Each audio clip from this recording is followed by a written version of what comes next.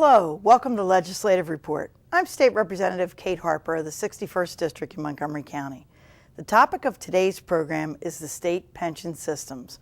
Both the school and state employee systems are underfunded and are putting tremendous pressure on budgets at every level of government. Consider these statistics. The Commonwealth Foundation projects that taxpayer contributions to these funds will increase by 263% in the next 5 years, which means that each household in Pennsylvania would be paying an additional $1,050 to fund the pensions.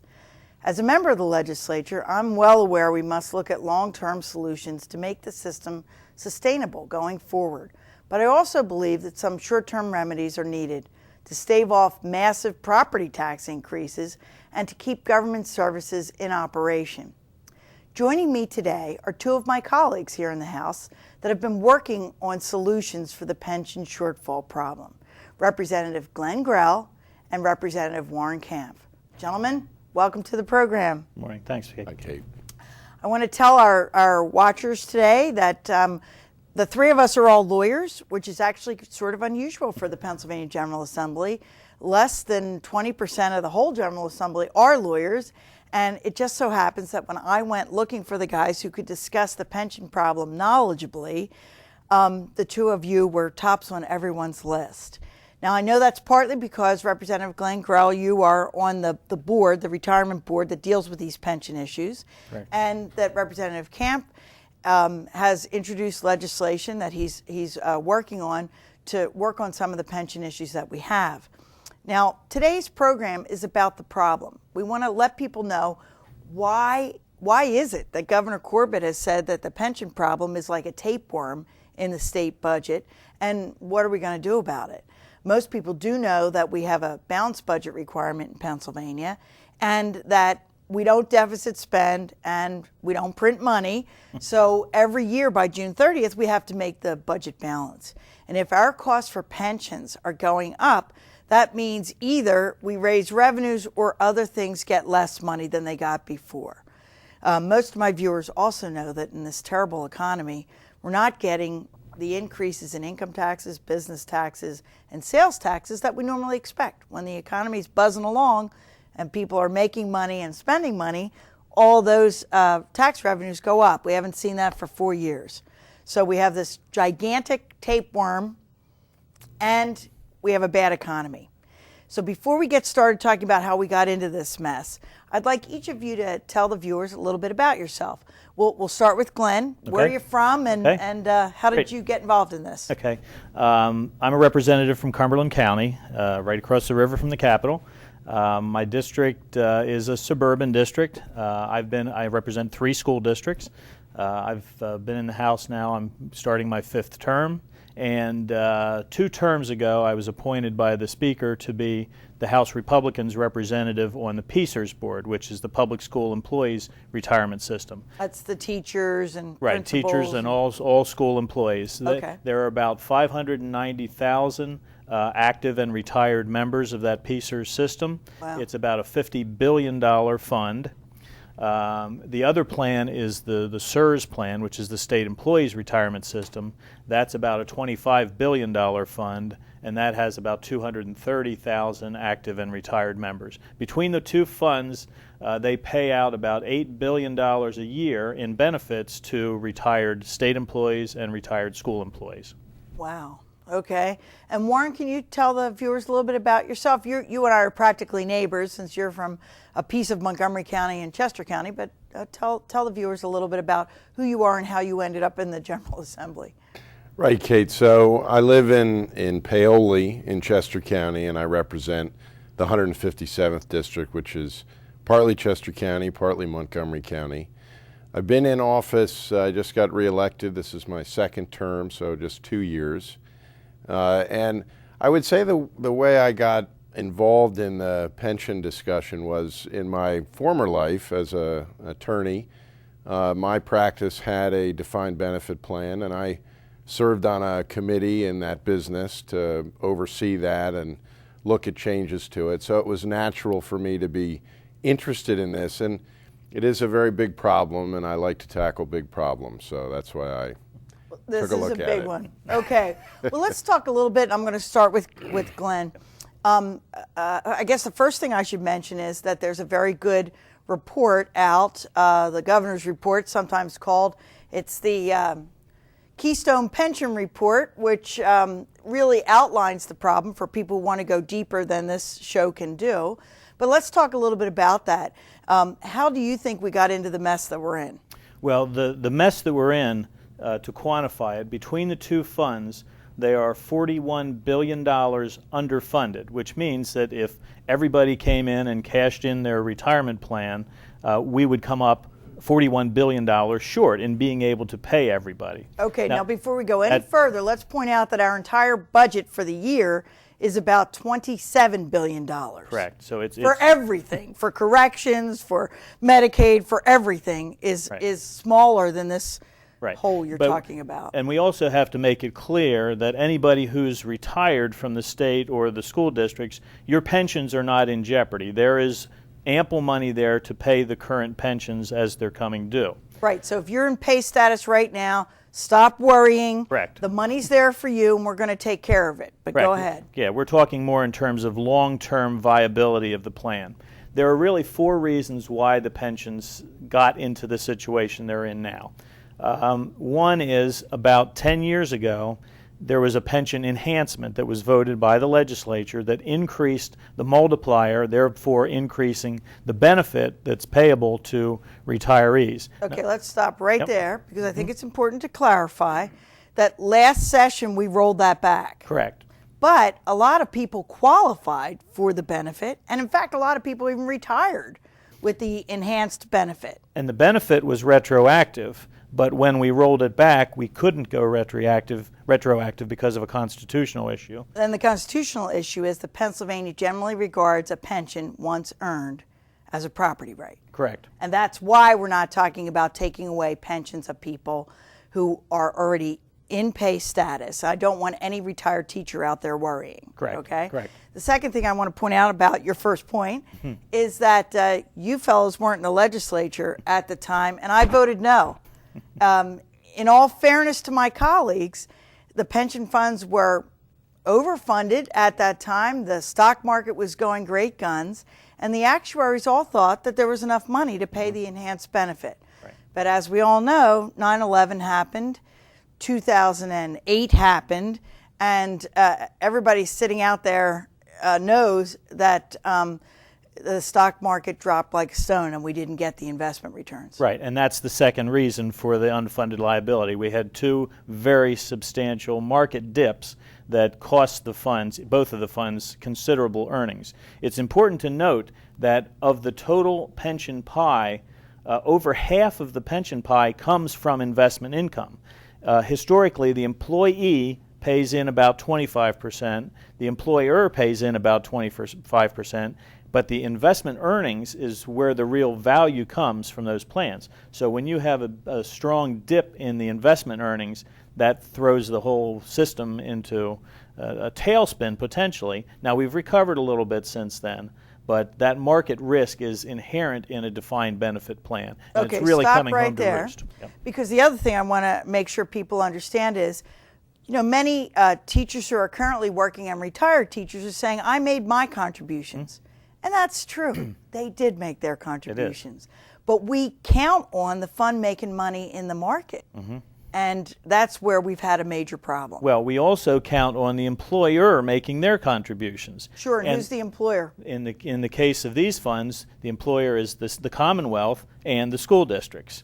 And the third reason for this shortfall is for about 10 years, the state budgets have intentionally underfunded these pensions so that, one, there could be some pressure taken off of school district property taxes, and 2, so that we could balance the state budget or use that money for other programs, whether educational or otherwise. So there was a serious period of underfunding of the pensions. All right, now why is this state problem, this state tapeworm, the pension problem, a problem for local real property taxes? Because half of the PEACER's contribution on behalf of the employee comes from the school district. Okay, The so a Commonwealth teacher's pays. employer, Right. for purposes of this pension, Yep. is your local school district Right. and the state. Correct. Well, the school district is the employer. They're reimbursed about half of that from the state as a contribution toward the educational system. But the school district budget, which is also a balanced budget that comes due June 30th, and our budget have to balance, meaning revenues have to equal expenses. So this problem is going to affect people back home in their real property taxes. It has affected every school district, but as that employer contribution necessarily has to increase to pay off this $41 billion, school tax or pressure on school budgets is going to increase.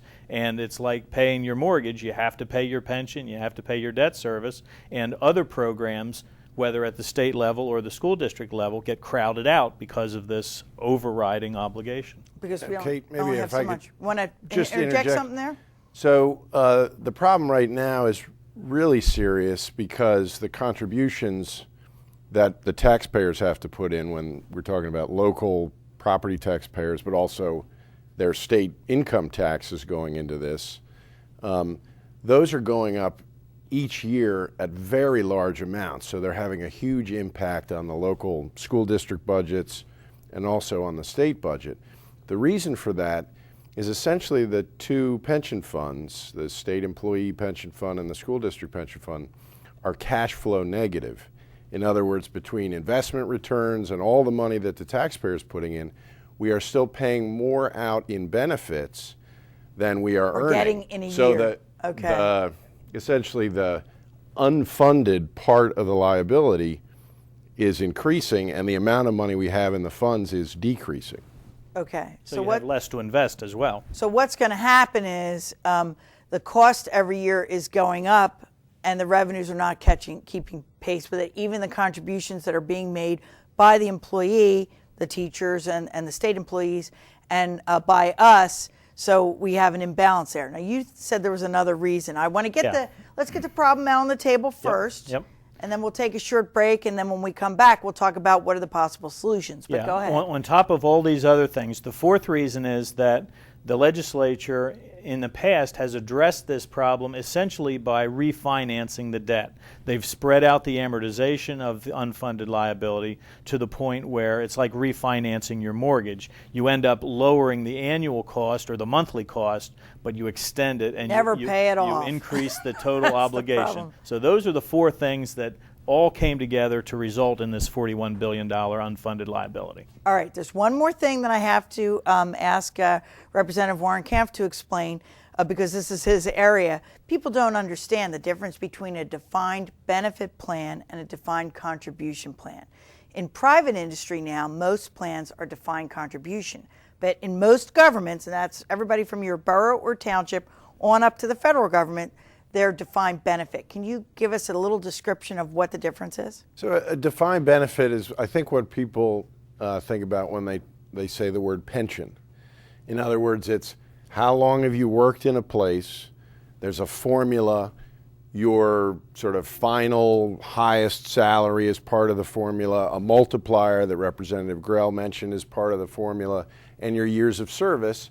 And when you retire, basically you are guaranteed whatever that amounts to every year until you pass away. Okay. And of course, that's another part of the problem because people are living much longer. We have, very good health care in this country, and that's a piece of why the liability has grown so much. Well, the baby boomers, of which we are the tail end, are all retiring now too. And right, got to be part of it. And absolutely. And then the defined contribution plan, most people think of this as a 401k plan, where the employer, the taxpayer, would put in a part of the contribution to the retirement. The employee would put in a part, but fundamentally the employee would then control the investments, have a kind of a menu of choices. And so you're not guaranteed any particular monthly amount. Is absolutely, that it? That's right. All right, we're going to have to take a quick break right here. We'll be back, and let's talk about what possible solutions there are.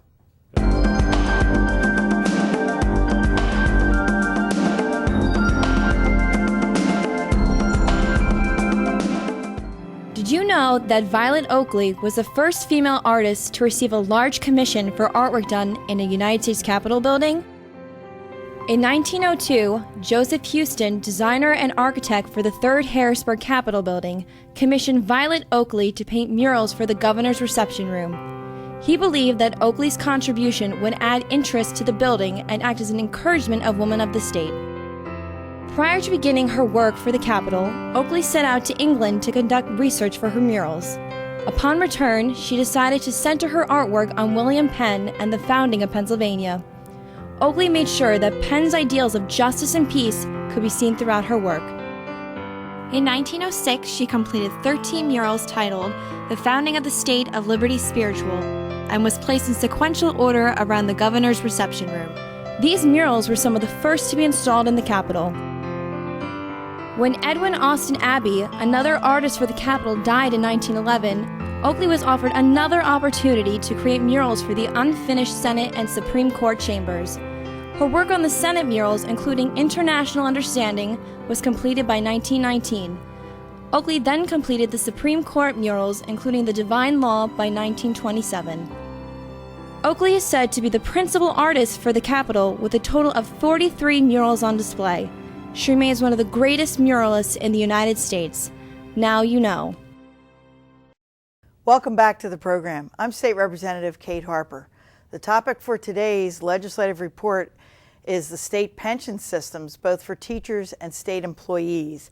And we've been talking about what a big problem it is, how the governor calls it a tapeworm in our state budget, and how the factors have come together in a perfect storm to mean that the revenues we're getting every year are not going to be matching the payments we have to make every year, so the people who have earned these pensions get the payments they're expecting.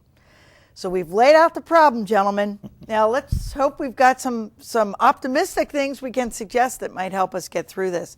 So I'm going to go to Representative Glenn Grell and ask you, what are the possible solutions we're looking at? Okay. Well, 2 years ago, we sort of saw this coming, and we did pass legislation to make certain long-term changes in exchange for some short-term relief to the school districts. Had we not done that, the employer contributions from school districts would have gone from about 8% to 16% to 20% to almost 30% of payroll by now. Wow. Would have to go to PEACers. We rolled that back by changing the plan that's available to new employees as of the beginning of 2011. New teachers, new state New workers. teachers, new state employees. But we couldn't go back because, as we talked in the first part of the program, we have this constitutional issue about impairing existing contracts. Meaning you can't take away a benefit that's earned. Can't take away, exactly, unless you give something in exchange for that. Okay. So we did change, we sort of, as I referred to it, stopped the bleeding back in the late 2010 going forward. But we knew that wasn't going to be enough to address the full problem. So the one thing that did do, which is significant, is for new employees, that enhanced benefit in 2001 is gone. That was rolled back for state employees and for legislators and for everybody. It's still a defined benefit pension plan, though. Correct. Okay. Although we did put something creative that no other state has, we introduced a shared risk component into a defined benefit plan, which, as Warren was saying earlier, the difference between defined benefit is that the risk of market losses falls on the taxpayer in a defined benefit plan, whereas it falls on the employee in a defined contribution plan, because you put your money in, it earns whatever it earns, and that's your benefit when you retire. So we introduced this concept of shared risk even within the umbrella of a defined benefit plan. And that's fair, because most people who have 401k plans or defined contribution plans, the taxpayers, who are, that's where their own retirement money is. Many people in my district are in that situation, and very few actually have defined benefit plans. Yeah. That's the way private industry is going. Well, and we think it is reasonable that neither the taxpayer nor the employee bear the entire burden of market risk. So that's why we came up with this shared risk idea. Okay. So now what we're looking at going forward, we still have that constitutional issue, so we can't go back in easily without challenging it and ending up in court and doing anything, certainly not to retired members who are already collecting Right. retirement. The question is, People who are working currently, Right. still are earning a pension benefit. right, can we say, we will guarantee you everything you've earned up until the effective date of this new law. So everything you've paid in for, that's yours. We're not going to touch that. But going forward, instead of a 2.5 multiplier, rolling it back to maybe a 2.25 or a 2 multiplier, or instead of a 7.5% contribution from the employee, increasing that to 8% or 8.5%. So that's a fundamental change. That would be. How does that solve the problem? I mean, the problem is that people have already earned these benefits, and we've got to pay them. Well, it brings more money into the fund so that there's more employee contribution coming into the fund, or there's less benefit accruing for those future years for current employees. Okay. It brings more money into the fund. Other things you can do, for example, there's a provision in the code that says that when you retire, the day you retire, you can pull out all of the money that you've personally put in. Right, I never plus understood that. It's called a lump sum withdrawal. Right, and I never understood how that works. About 90% of the people take all of their money out. Now, they do get a reduced benefit. But they still get the benefit. They still get a benefit, and because that represents the employer contribution and the investment earnings. So they're only pulling their money out. They're not pulling out the total amount of their or the total value of their contract. Right, so and I guess when the market does well, it's paying 71% of the money that we have to pay out. But the market's just not doing well. Well, historically, the market has done well. I mean, if you look over the past 25 years, the rate of return for the PEACERS fund, at least, because that's the one I know most, is over 8%. Which is great. Nobody's getting 8% today, though. Right, Glenn. but we're looking, if you look over the past 10 years, it hasn't been that way. And if you look over the next 10 years, it probably isn't going to be that way. So we have to do something to make these plans less expensive. And the one approach is to either put in a new plan for future employees that's even less generous than the one we did 2 years ago, or you do some tweaks to current employees prospectively. Contribution rate or whatever. I hear two different things in my district. The teachers are saying, don't touch my benefit. And the other people are saying, look, I don't have a defined benefit plan. Switch everybody to a 401k and be done with it. Right. Would that work? So the question is, are those possible? And Glenn really alluded to this earlier. So most people in the private sector, they had the experience of, they had a pension and their employer simply shut it down. Right. Maybe didn't take it away, but froze it in place and then switched to a defined contribution for everybody who was in the system. Pennsylvania's courts, and there are many courts around the country that have done this with their own state constitutions, have said that the state cannot do something like that very easily with state employees or any government employees, any public employees. So it's really a different set of rules. And it doesn't always translate when you're trying to talk to folks who haven't had that experience because they haven't worked in government. But they've had the other experience, so they figure what's good for the goose is good for the gander. Right. But is it possible? It's certainly possible with new or future employees to go to a defined contribution plan, a 401k plan. The challenge there, though, is the system in some ways, somewhat like Social Security, is in a position where it's kind of relying on those future employees that have not yet joined the payroll, to help keep the system solvent. So taking those dollars away is going to be a challenge to the state and to the local governments. Okay, so when a person joins the system right now, they make an employee contribution. 7.5% for teachers. Right, and that money is in part being used to pay current retirees. Partly.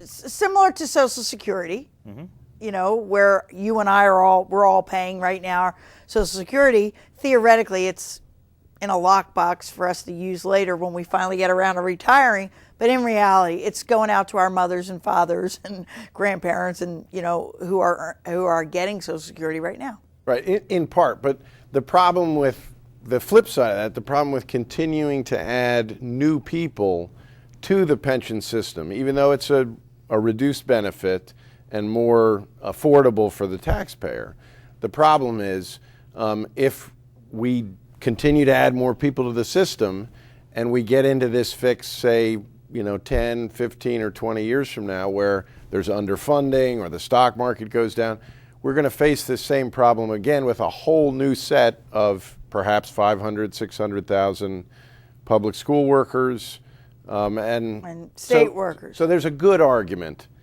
to be made for trying with future employees at least to go to a hybrid plan where it's a mix or a defined contribution plan. Now, I know you have introduced legislation. Is that what your legislation would do, or do you have another idea that we should talk about? Well, there's a lot going on now. The governor has been talking quite a bit about some sort of reform and changes as part of our budget process this year because we have these budget challenges that are related to the system. So I have not reintroduced the legislation that I did introduce last session. That legislation was for new people to go to a defined contribution plan and for existing employees at least to have the option, if they wanted to switch into a defined contribution plan, because many people like to have control over their own investments. Right. They see the difficulties that this system is in, so possibly some of them would switch over, which could help the problem long term. So that's something that you would be interested in advocating for if it turns out to be one of the solutions that we're considering this year. Yes. All right, we're running out of time. This is a big, big, big issue. What is the major point you want people to remember from our discussion today on the pension problem? Glenn? Well, the major point is the $41 billion that somehow has to be addressed. It can either be borne by the taxpayer, it can be borne by future employees by having a very stark retirement plan offered to them, or perhaps voluntarily it can be spread across the entire state employee and school employee pool. Through maybe one of the creative ideas that Warren has to try to do something to incentivize current employees to get off of the more expensive plan onto a less expensive plan, but a plan that might have considerable value to them in that they know that their account is there in full and it's going to be there when they retire. So there are lots of options. Between now and the end of June when the budget is adopted, something needs to happen on this front, and there are a lot of options. Because the amount of money that we have to pay in as employer, that the taxpayers are paying in as employer, just keeps going up by huge leaps and bounds. It's Is that right? A huge burden to the Commonwealth in its budget and to all 500 school districts when they adopt their budgets this year as well. All right. And Warren, what would you think the major takeaway is on this issue that you would want people to understand about, what we're dealing with? I just want your constituents to know that we're really working on this problem. We're really serious about it. The House Republican Caucus just created a 5-member task force. Glenn is the chair of that, and I'm on the task force. I believe the Corbett administration is seriously looking at this problem, and I know there are some proposals in the state Senate. So all hands on deck. All hands on deck. We're working on it. I'd like to emphasize that if you are already a retired state worker or retired teacher, we're not talking about changing your benefit at all. Right. We're not. But we do want to have enough money in the kitty to pay out those benefits. And in order to get there, we're going to have to deal with these pension problems. We've got a big bubble coming at us, and it's going to be a difficult thing from a budgetary standpoint. And at the local level, it's going to impact real property taxes, and people really are nervous about their school property taxes, and this is something we have to deal with at the local level and at the state level. So thank you, gentlemen, for being with me. I really appreciate that. This is all the time we have for this month's program. If you would like to learn more about pensions, I want you to know I'm going to put the Treasurer's Report on my website, and you'll be able to get it there, kateharper.net. I'm State Representative Kate Harper. If you have any questions about this, or if I can assist you with any state government-related matter, please contact me at my local office or through the website. That information will be on your screen in just a moment. Thanks for watching. Thank you, gentlemen, for being here, and join me next time for Legislative